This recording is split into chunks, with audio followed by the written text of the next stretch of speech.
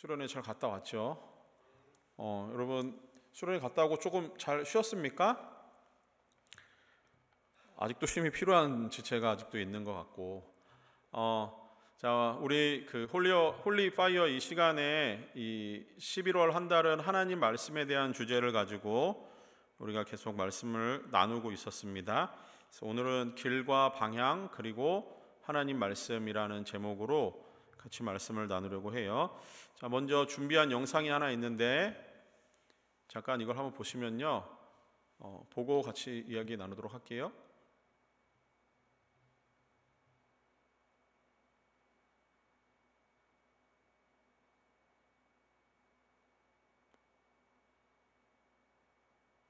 선두를 차지하면서 1등 자리를 붙이는가 싶었습니다. 네. 그런데 이 붉은색 신발을 신은 마라토너 결승선 앞두고 저렇게 코앞에서 갑자기 경로를 이탈합니다. 이 선수 앞서가던 경찰 이륜차가 우회전을 하니까 자신도 그만 이 이륜차를 따라가고 만 건데요. 어머. 결승선을 불과 150m 앞두고 벌어진 안타깝고 또 황당한 순간입니다. 아니 이거야말로 진짜 황당하네요 진짜. 근데 그 이유가 있습니다. 왜요? 경찰차가 왜 빠졌을까요? 그러니까 혹시 경로에 방해가 될까봐 이제 결승선 다 왔으니까 빠져줬는데 요 빠져준 걸 보고 지금 이 선수도 같이 따라 들어가게 된 겁니다. 그래서 다시 뒤로 돌아오면서 이제 4초 차이로 3등을 하게 됐는데요. 네. 대회 2연패하고 상금 1,300만 원을 날리게 된 겁니다. 아이고. 하지만 본인이 내 실수다 이렇게 얘기를 했습니다. 시계를 확인하다가 정신 팔려가지고 오토바이를 따라가게 된 거다. 아이고. 내 실수 맞다라고 했고요. 네, 혹시 이 뉴스를 보신 적이 있습니까? 이게 2023년 7월에 미국 애틀란타에서 10km 단축 마라톤 경기에서 일어났던 일인데, 경기는 아주 순조롭게 잘 진행이 되었습니다. 그리고 이제 결승선을 불과 한 150m 정도 남은 그 시점에서 그 작년도 우승했던 그 케냐의 한 마라토너가 올해도 우승이 예상되는 가운데 이제 1등을 달리고 있다가 이제 마지막 결승전 150m 정도를 죄송합니다. 케냐가 아니고 에티오피아 선수가 이제 마지막 150m를 앞두고 잘 달리다가 길 따라 잘 달리다가 갑자기 그 오른쪽으로 이렇게 혼자 가버렸어요. 그 2등, 5등 선수가 잠깐 움찔하며 따라가려다 다시 그 선수는 결승점을 향해서 나갔고, 그래서 결국은 1등을 달리던 에티오피아 선수는 나중에 다시 원래 경로로 돌아와서 3등을 하게 됐다라고 해요. 그래서 경기가 끝나고 나서 왜 경로를 이탈했는지 물어봤더니 그 이제 결승전이 얼마 안 남았으니까 자기의 기록이 얼마나 단축되었는지를 좀 보려고 시계를 보다가 이게 그 마지막 거기서 이제 경찰 그 모터사이클이 오른쪽으로 빠지는 걸 보고 자기도 그 길 따라 그냥 간 거래요, 생각 없이.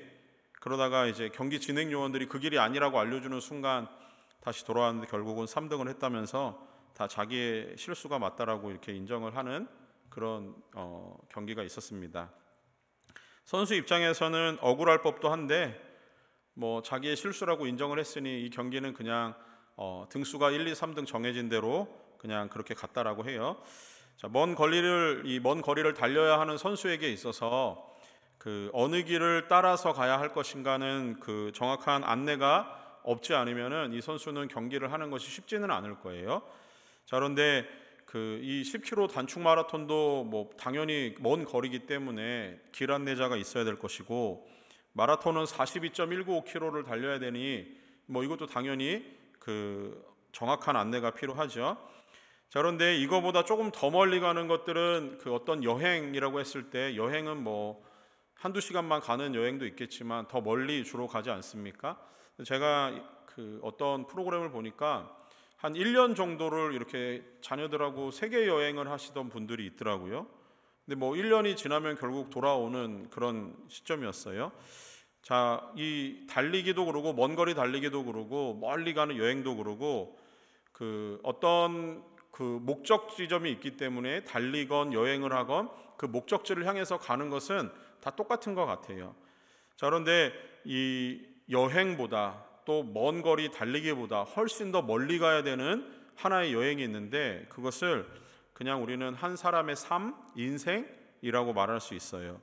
요즘은 그 100세 시대를 산다라고 하는데 100년 달리기를 할 수 있는 사람도 없고 100년 여행을 하는 사람도 없지만 사람의 인생은 100년이라는 시간을 보내야 되는 시점에 와 있습니다.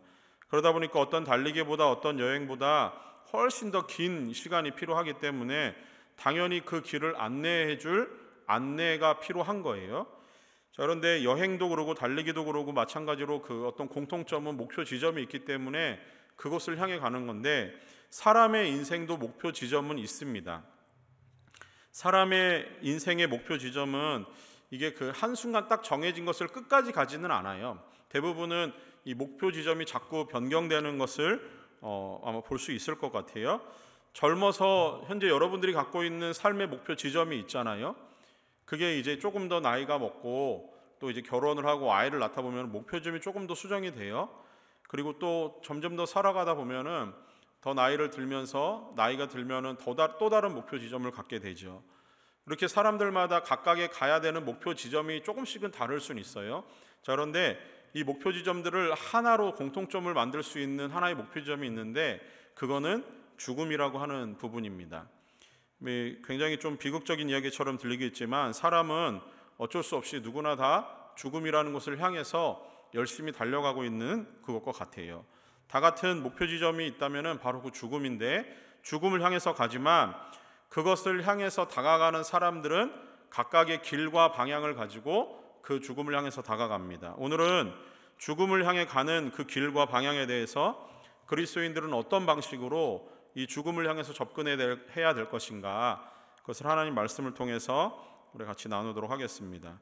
먼저 오늘 우리가 읽은 이 시편 119편은 그 19절 말씀에 보니까 시인은 자신이 땅에서 나그네가 되었다라고 표현을 해요.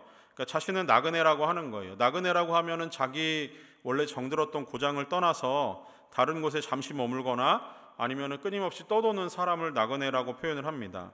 근데 이 나그네는 어떤 목표 지점 없이 그냥 발길 닿는 대로 가는 그런 사람이에요. 한국의 유명한 시인 중에 박모걸이라고 하는 시인이 있는데, 그 시인이 쓴 시 중에 나그네라는 시가 있어요. 그 나그네라는 시에 이런 식구가 있습니다. 나그네의 삶을 구름에 달 가듯이 가는 나그네라고 표현을 해요. 구름에 달 가듯이 가는 게 나그네라고 하는 거예요.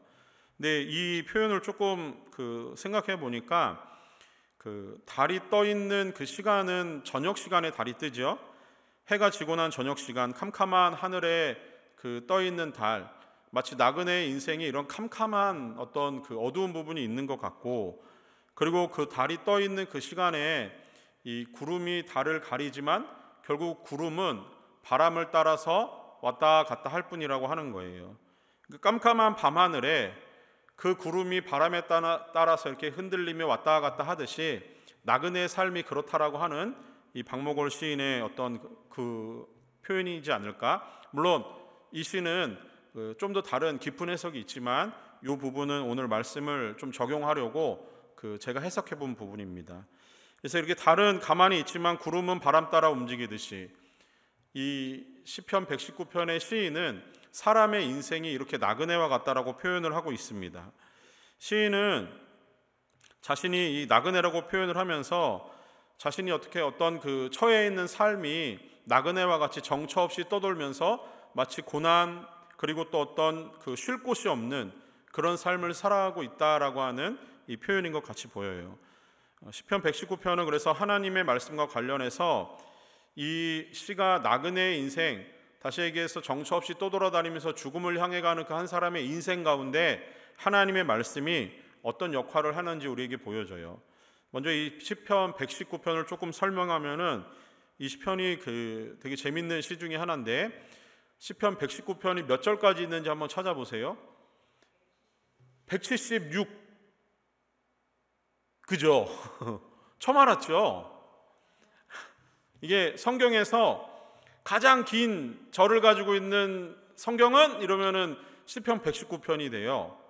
이거는 그냥 성경에 대한 상식이고요. 제일 짧은 성경은 2장 앞으로 넘기면 117편입니다. 2절로 되어 있어요. 그냥 상식입니다. 자, 근데 이 119편이 176절로 되어 있는데, 이 176절로 되어 있는 긴 이 성경, 이 119편이 하나의 주제만 담고 있어요. 그 주제가 뭐냐면 하나님의 말씀이라는 거예요. 그래서 여러 가지 표현을 합니다. 하나님의 말씀, 계명, 율법, 규례 뭐 이런 식으로 여러 가지로 표현을 해요. 근데 또 이 119편이 재미있는 것 중에 하나가 그 히브리어의 알파벳이 22개거든요. 22, 22 곱하기 8은 176이 되죠. 이거보다 더 어려운 수학 계산을 하시면서 이 계산은 안 하시려고 드는 그래요. 그래서 알파벳이 22개가 있는데 히브리어 알파벳이 영어에서 ABCD가 있듯이 히브리어가 알렙, 베트, 기멜, 달렛 이렇게 쭉 나가요.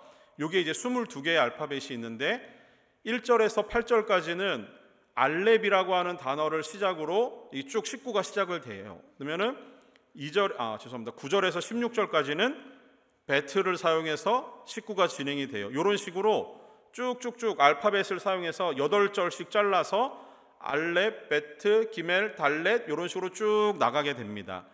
그러니까 시인이 이 시를 기록을 하면서 뭔가 이 어떤 운율을 맞추기 위해서 아마 이런 일들을 하지 않았을까라는 생각을 해요. 자, 그렇게 놓고 보면은 1절에서 8절까지는 알렙이라고 하는 단어를 사용하면서 19절을 쭉 연결했다 그랬죠. 근데 이 1절에서 8절까지의 내용을 한번 쭉 보시려면은 먼저 1절 말씀을 한번 보세요. 1절 말씀에 이렇게 표현을 합니다. 행위가 온전하여 여호와의 율법을 따라 행하는 자들은 복이 있으며라는 거예요. 그래서 하나님이 주시는 복이라는 것은 하나님의 자녀가 말씀대로 살아가면서 그 과정과 결과로 얻어지는 하나님이 주시는 복을 의미한다라고 하는 거예요. 그래서 하나님의 말씀이 우리가 살아가는 삶의 아주 중요한 과정이다라고 하는 것을 이렇게 표현을 하고 있고요. 자, 9절에서 16절 말씀에서는 9절 말씀을 보시면요. 요거는 이제 다음 주에 우리 같이 나눌 말씀인데 청년이 무엇으로 그의 행실을 깨끗하게 하리까? 여기서도 뭐예요? 주의 말씀만 지킬 따름이니이다 이렇게 얘기를 해요. 그래서 뭐 어떻게 살아가야 될 것인가, 청년의 삶은 도대체 어떤 삶일 것인가, 이 부분에 대한 질문으로 하나님의 말씀과 함께 말씀대로 살면 하나님의 말씀이 주는 깨끗하게 함, 정화하게 하는 그 능력으로 인해서 그는 하나님이 주시는 깨끗함으로 살 수 있다라고 하는 그 말씀입니다. 자, 오늘 우리가 읽은 19절 말씀도 오늘 읽은 그 17절에서 말씀에서도 요 같은 맥락으로 말씀이 전개가 돼요. 근데 특별히 이제 정처 없이 떠도는 이 나그네라는 얘기로 시작하는 걸로 봐서는 하나님의 말씀이 이 나그네와 같은 삶을 어떻게 인도해 갈 것인가를 우리에게 좀 또렷이 보여주는 성경 중에 하나가 요 부분이라고 할 수 있습니다. 그 중에 20절 말씀을 한번 보세요. 20절 말씀에 보시면은 주의 규례들을 항상 사모함으로 내 마음이 상하나이다 라는 표현이 있어요. 다시 얘기해서 나그네와 같은 삶을 살아가는 그 어떤 삶 속에 그의 삶을 놓고 보면 처량하고 갈팡질팡하고 어디로 가야 될지 모르는 삶이지만 그가 헤매고 헤매이다 보면은 절망하고 낭망적인 삶을 살 수밖에 없어요. 그런데 나그네와 같은 삶에도 하나님의 말씀이 주는 교훈을 따라 살면은 그것이 그의 삶을 하나님께로 인도하는 아주 풍성한 은혜의 말씀이 될 수 있다라고 하는 것이죠. 그 중에서 이제 20절의 말씀은 주의 규례들을 항상 사모함으로 내 마음이 상한대요. 이게 말씀이 뭔가 좀 맞지 않아요. 하나님의 말씀이 이 문자 그대로 보면은 내 마음을 상하게 한대요. 이게 어떤 거냐면은 여러분 혹시 누군가를 굉장히 열렬히 사랑해 보신 적이 있으십니까? 네, 그죠? 사랑하셔야 결혼을 하니까요. 그 사랑해 보신 분들은 아마 요 구절이 이렇게 이해가 될 겁니다. 너무너무 사랑하다 보면 마음에 그 사람 하나만으로 인해서 마음에 주는 여러 가지 감정이 생겨요. 근데 그 사람하고 나는 너무 친하게 지내고 싶은데 내 마음이, 만약에 그 사람이 내 마음을 받아주고 있지 않은 상태라면 어때요? 이 마음이 아파요. 근데 이게 아픈 정도가 아니라 여기서 보니까 마음이 상한대요. 갈기갈기 찢겨지는 마음.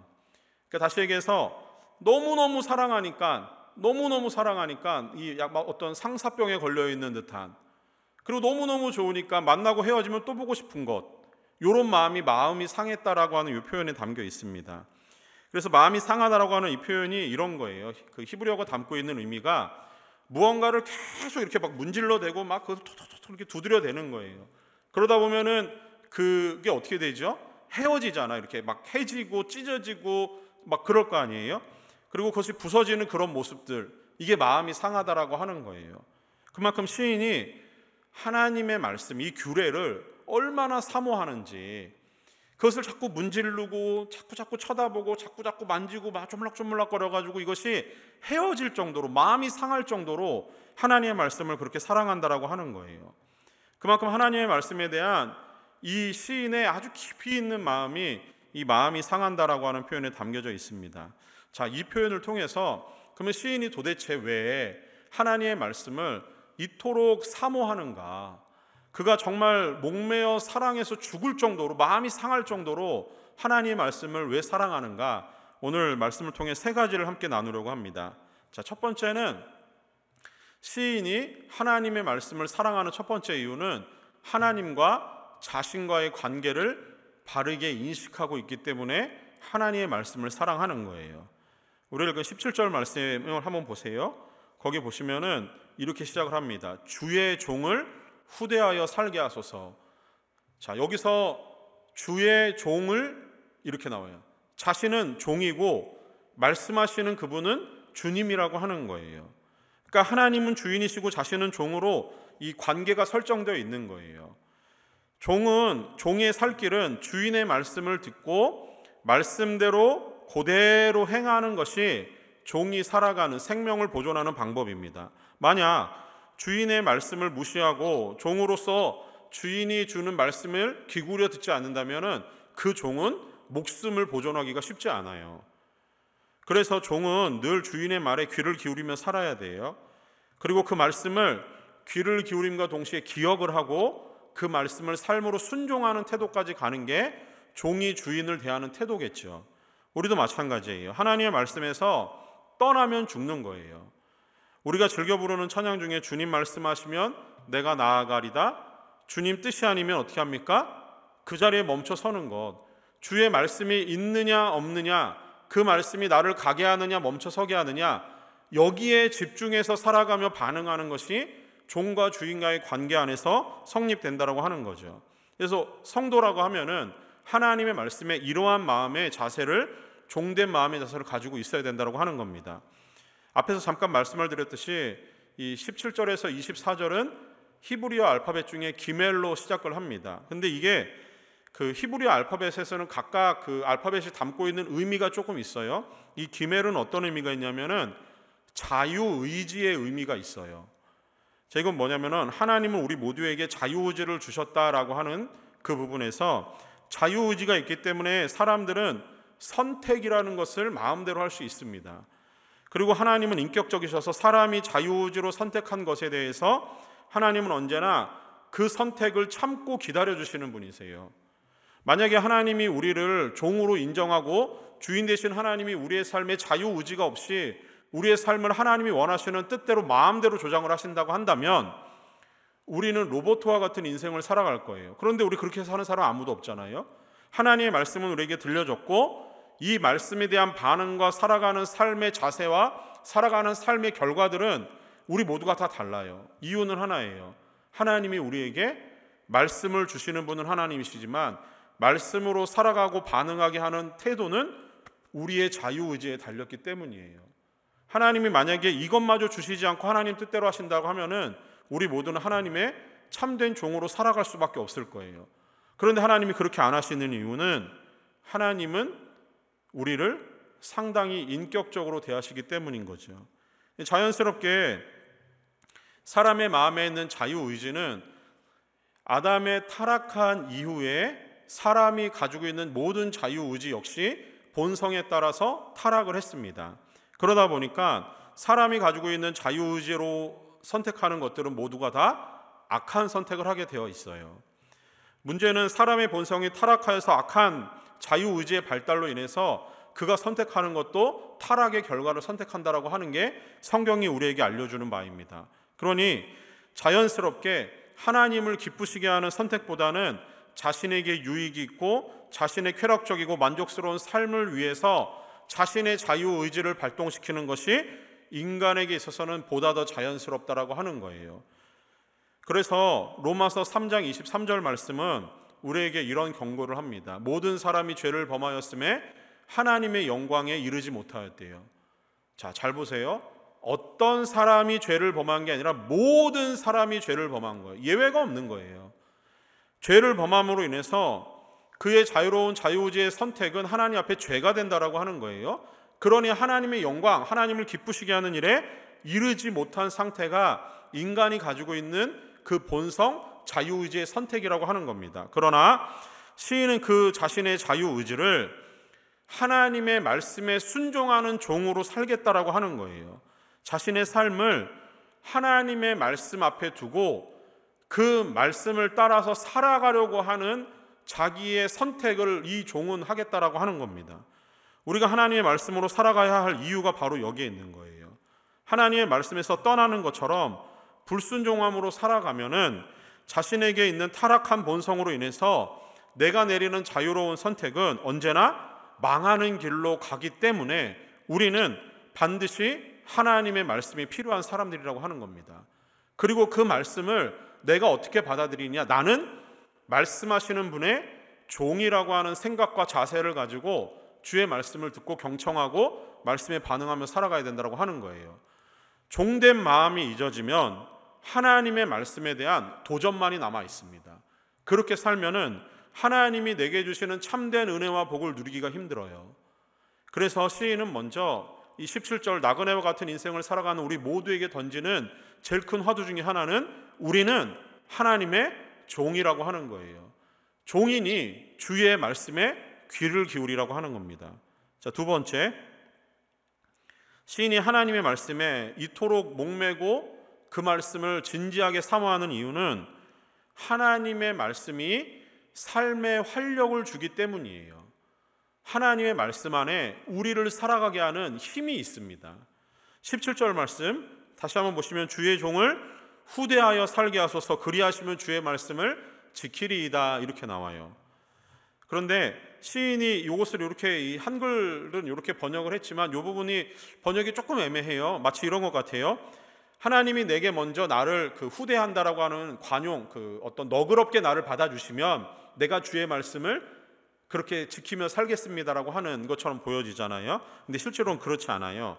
이게 한 문장으로 되어 있는 것으로 봐야 되는데 하나님의 말씀을 내가 그렇게 순종하며 종된 마음으로 살아가는 그 마음 때문에 하나님이 나를 너그럽게 여겨주신다라고 하는 거예요. 그래서 내가 하나님의 너그러움을 입은 자로서 나는 하나님의 말씀을 굳게 지킬 수밖에 없다라고 하는 거죠. 자, 그렇게 놓고 보면은 이 살게 하다라고 하는 이 단어는 이 생명을 보존하다라고 하는 그런 의미가 담겨 있어요.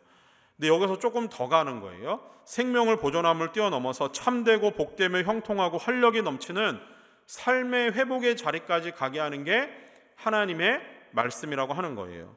시인은 주인 되신 하나님께 요청하는 바가 이거예요. 그가 살아가는 동안 전적으로 하나님께 헌신할 수 있도록, 그리고 즉 그 종된 마음으로 하나님의 존재, 자신의 존재의 목적을 하나님의 말씀에 두고 하나님을 사랑하고 하나님을 섬기고 하나님 앞에 봉사하는 일에 전념하며 살아갈 수 있도록 자신의 삶을 그 일에만 자기가 몰두하며 살겠다라고 하는 거예요. 살아가면서 너는 무엇을 할래라는 질문이 떨어졌을 때 이 시인의 마음은 나는 전심으로 주님의 말씀만을 따라서 살겠습니다라는 대답을 할 수 있는 그 시점까지 와 있다라고 하는 거예요. 그래서 그의 이 시인의 전체적인 삶의 목적은 뭐냐면 하나님의 말씀을 따라 살겠다라고 하는 거예요. 자, 나그네는 어떤 삶을 산다고 그랬죠? 정처 없이 떠돌고 헤매는 삶이라고 그랬잖아요. 근데 시인은 그렇게 정처 없이 떠돌며 헤매는 이 삶의 인생에서의 삶에서 가장 확실한 목적 하나는 있다라고 합니다. 그게 뭐냐면은 하나님의 말씀이라는 거예요.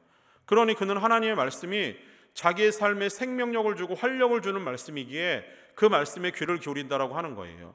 히브리서 4장 12절 말씀에 히브리서 기자는 이 비슷한 맥락의 말씀을 합니다. 그러면서 하는 말이 하나님의 말씀은 살아있고 활력이 있다라고 표현을 해요. 이 시인의 고백과 히브리서의 기자의 고백이 똑같습니다. 하나님의 말씀이 주는 놀라운 생명력을 통해서 말씀을 지키고 그 말씀대로 살아가는 성도에게는 언제나 하나님이 똑같은 활력을 주신다라고 하는 거예요. 근데 이 활력은 무엇이냐면은 하나님이 활동하는 놀라운 활력을 말씀을 가지고 살아가는 성도에게 주신다라고 하는 거예요. 단순히 내 안에 내가 살아가는 내 삶에 내가 가지고 있는 힘으로 살아가는 게 아니라 하나님의 말씀의 힘으로 살아간다라고 하는 거예요. 하나님의 말씀의 힘이라고 하는 거는 권위 있는 하나님의 능력의 말씀으로 살아간다라고 하는 거예요. 곧 하나님의 능력으로 살아간다라고 하는 겁니다. 우리 이번 수련회를 통해서 그 하나님의 말씀으로 돌아가자 이런 말씀으로 우리가 같이 나누었어요.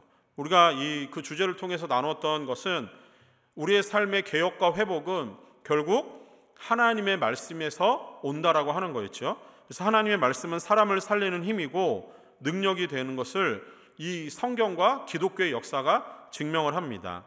하나님의 말씀이 얼마나 능력이 있냐면 죽었던 사람을 살려요. 예수님은 죽었던 나사로에게 말씀하세요. 나사로야 나오라. 죽었던 나사로가 그 자리에서 일어나서 걸어 나옵니다. 예수님과 함께 십자가에 달렸던 두 강도가 있어요. 하나는 십자가 위에서 예수님을 인정하고 자기의 죄를 회개합니다. 그때 예수님이 그 회개한 죄인에게 이런 말씀을 하세요. 내가 오늘 나와 함께 하나님 나라 천국 낙원에 이르겠다라는 거예요. 이 말씀이 그대로 이루어지는 거예요. 죽어가는 사람에게 혹은 죽었던 사람에게 하나님의 말씀은 그 사람을 살게 하는 생명력 있는 활력 있는 말씀이라고 하는 거죠. 하나님의 말씀의 능력이고 권세이며 우리에게는 이 말씀밖에 없다라고 하는 겁니다. 지금도 하나님의 말씀은 여전히 살아있고 수많은 사람들에게 특별히 그 말씀에 순종하며 살아가려고 하는 모든 그리스도인들에게 하나님의 말씀은 놀라운 생명이고 하나님의 말씀은 활력을 주는 말씀이라고 하는 거예요.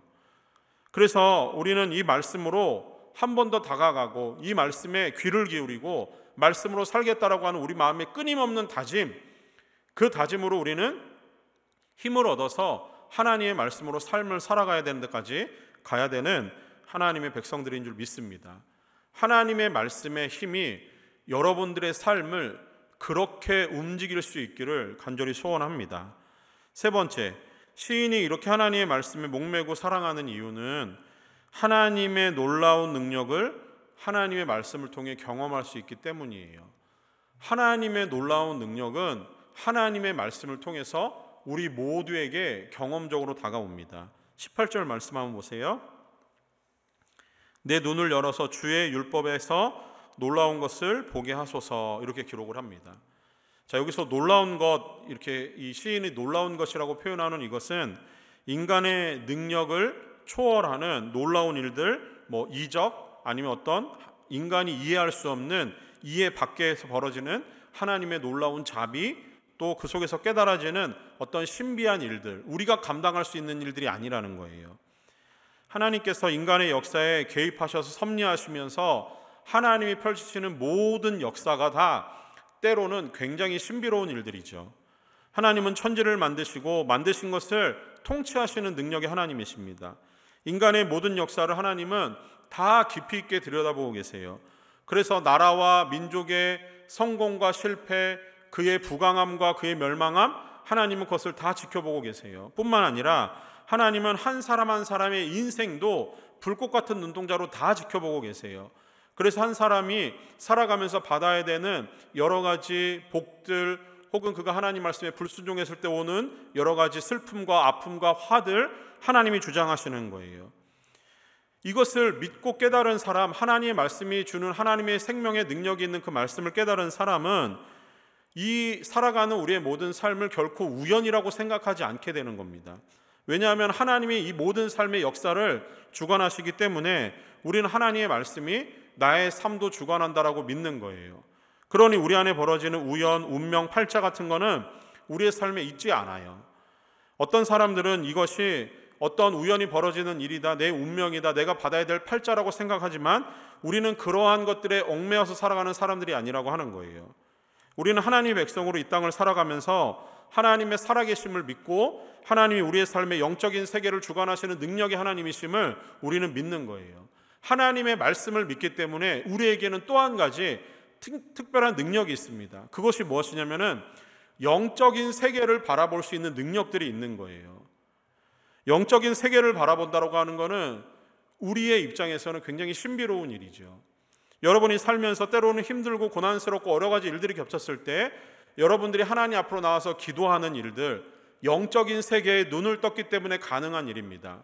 영적인 세계를 모르는 사람들은 자신의 삶에 닥치는 여러 가지 일들을 우연이나 자신의 운명으로 받아들일 뿐인데, 하나님의 말씀을 깨닫고 영적인 세계를 아는 사람들은 그런 일들이 겹쳤을 때, 때로는 내 삶에 즐겁고 행복한 일이 있을 때 내가 누구에게 감사를 해야 되는지를 아는 거예요. 이유는 하나예요. 영적인 세계를 알기 때문에 그런 거예요. 여러분들은 어땠습니까? 여러분들의 삶에 힘들고 고단하거나 기쁘고 즐거운 일이 있을 때 여러분들의 마지막 결론은 누구를 향합니까? 하나님을 향하죠. 영적인 세계에 눈을 뜨신 분들이기 때문에 그렇습니다. 하나님의 백성이라는 거예요. 그래서 하나님의 백성이기 때문에 하나님의 말씀에 귀를 기울여야 된다고 하는 거죠. 그러나 하나님의 살아계심을 믿지 않는 백성들의 살아가는 삶의 방식은 전혀 달라요. 오늘 읽은 본문의 21절, 22절 말씀에 보면은 이렇게 기록을 합니다. 제가 읽을게요. 21절, 교만하여 저주를 받으며 주의 계명들에서 떠나는 자들을 주께서 꾸짖으신대요. 22절, 내가 주의 교훈을 지켰사오니 비방과 멸시를 내게서 떠나게 하소서, 이렇게 말씀을 합니다. 자, 정리하면 이런 거예요. 세상을 살아가는, 하나님의 말씀을 모르는 사람들의 살아가는 방식은 주의 계명을 떠나 있기 때문에 그들은 저주하는 일들, 남들을 비방하고 멸시하는 일들에 그들은 그것이 맞다라고 생각한다라고 하는 거예요.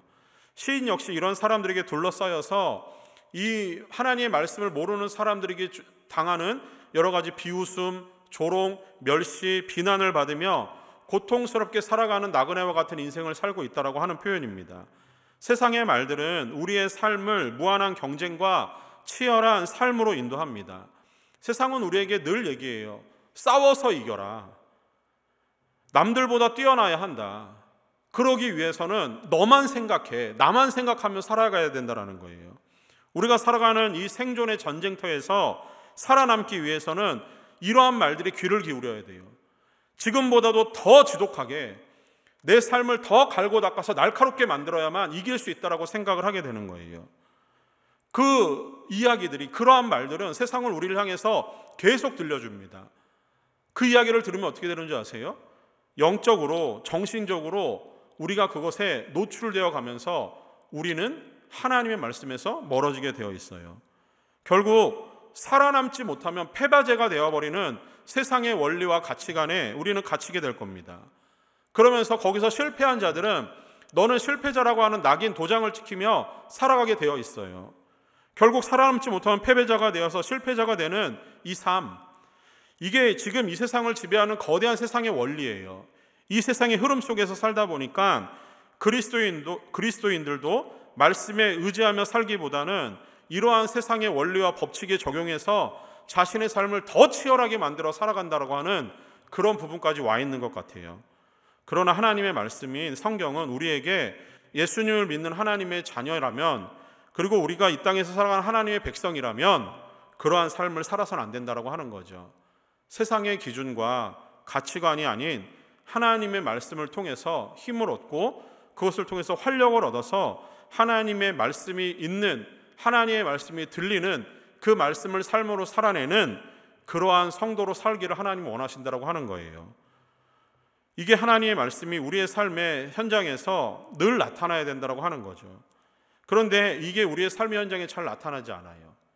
우리는 살아가는 삶의 현장에서 하나님의 자녀로 살아가기를 원하지만 그 능력이 제대로 나타나지 않을 때가 더 많은 것 같아요. 교회를 잘 출석하고 성경을 매일매일 읽고 헌금도 잘해요. 교회 내에서 여러 가지 봉사도 하고요. 그러나 디모데후서에서는 이런 경고를 합니다. 경건의 모양은 있으나 경건의 능력은 없는 사람들, 부인하는 자들이래요. 여러분 어때요? 여러분들이 정말 세상을 살아가는 능력 있고 그런 힘 있는 그런 그리스도인으로 살아가고 계십니까? 나는 경건의 능력은 있는 것 같지만, 경건의 모양은 있는 것 같지만 능력이 없는 혹시 그런 그리스도인으로 살아가고 있지는 않는지, 내 삶의 가치관이 하나님의 말씀의 중심으로 돌아가고 있는지 한번 스스로에게 질문해 보세요. 자신의 가치관으로 살면 하나님의 말씀을 우리가 깨닫는 그 순간부터 하나님의 말씀이 나의 삶의 모든 가치관을 바꿔놓을 수 있기를 원합니다. 우리는 이 시대를 살아가는 하나님의 말씀의 사람들이 되어야 해요.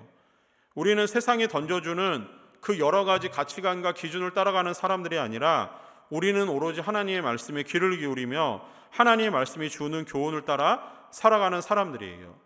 하나님이 주는 말씀의 놀라운 능력으로 여러분들의 영적인 세계를 바라보는 영적인 눈을 여시고 하나님이 내게 말씀하시는 삶의 방향이 어딘지를 깨닫고 그것을 향해서 걸어갈 수 있는 믿음의 사람들 될 수 있기를 소망합니다. 사랑하는 여러분, 불안하고 알 수 없는 미래를 향해서 나아갈 때 여러분을 이끌 유일한 이정표, 그 나침반은 오직 하나님의 말씀이어야 해요. 하나님의 말씀에서 떠나지 않기 위해서 여러분의 삶의 것들을 헌신하고 하나님의 말씀에 여러분의 삶의 방향들을 맞추십시오. 자신의 삶과 일하는 일터에서 또 맺고 있는 모든 관계와 삶의 모든 영역에서 하나님의 말씀대로 살아가려고 하는 피나는 노력을 하십시오. 세상의 사람들이 하나님의 말씀으로 살아가는 여러분을 향해서 조롱하고 비난하고 비웃고 멸시한다 하더라도 하나님의 말씀은 여러분의 삶에 가장 중요한 활력이 되어야 합니다. 여러분, 믿음의 눈을 열고 보세요. 하나님은 세상이 흘러가는 가치관과 기준으로 살기를 원하지 않으세요. 믿음의 눈을 열고 보면은 영적인 눈에서 하나님이 일하시는 세상은 세상이 움직이는 원리와 전혀 다릅니다. 하나님은 지금까지 인간의 모든 역사를 하나님의 원하시는 뜻대로 움직이셨어요. 한 사람의 인생을 들어서 사용하시고 그 인생을 통해서 일하시는 하나님, 그 인생을 마음껏 사용하시고 하나님의 영광을 통해 일하시는 하나님, 그 하나님이 여전히 우리를 통해서 일하길 원하십니다. 하나님의 손에 있는 여러분의 삶이라고 한다면 여러분들은 하나님의 말씀에 귀를 기울이는 사람으로 살아야 되는 거예요. 영적인 눈을 들어서 하나님이 일하시는 세상을 바라보며 하나님의 말씀에서 나는 죽어도 떠나지 않겠다라고 하는 굳은 다짐을 가지고 하나님의 말씀이 주는 교훈을 따라서 여러분의 삶을 살아갈 수 있는 믿음의 사람들 될 수 있기를 소망합니다.